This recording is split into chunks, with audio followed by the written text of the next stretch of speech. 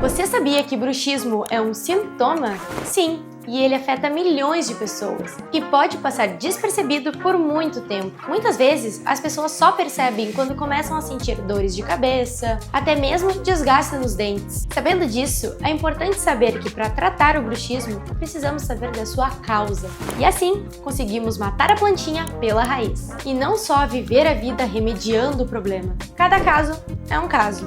Então é importante escolher uma profissional que possa fazer a avaliação de forma personalizada.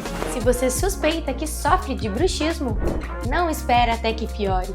Cuide do seu sorriso e principalmente da sua saúde. Entre em contato comigo pelo link da bio para saber como eu posso te ajudar a cuidar da sua saúde.